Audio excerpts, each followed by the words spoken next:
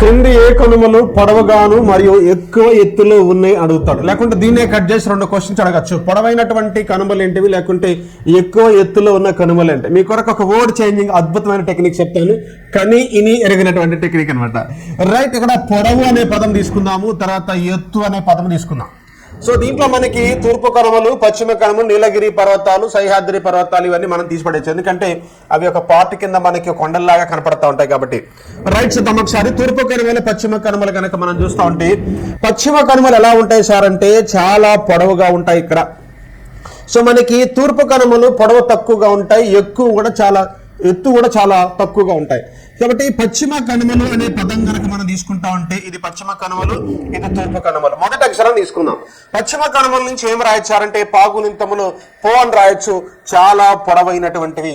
ఈ పాలో మనం ఏం చేశారంటే, ఈ పైన ఉన్నటువంటి కొమ్ము తీస్తే ఏమైతుంది సార్ అంటే ఏ అవుతోంది, ఎత్తైనవి కనిపిస్తూ ఉంటాయి. ఇలా కాకపోయినా చిన్న ఇమేజ్ చేసుకున్నా సరే డయాగ్రమాటిక్ రిప్రజెంటేషన్ ద్వారా కూడా మీరు గుర్తుపెట్టుకోవచ్చు. ఇక్కడ చూస్తూ ఉంటే నేను చాలా పొడవు వేసాను, ఇక్కడ పొడవు తక్కువగా ఉంది. హైట్ కూడా చాలా ఎక్కువ డ్రా చేశాను, ఇక్కడ హైట్ తక్కువ డ్రా చేశాను.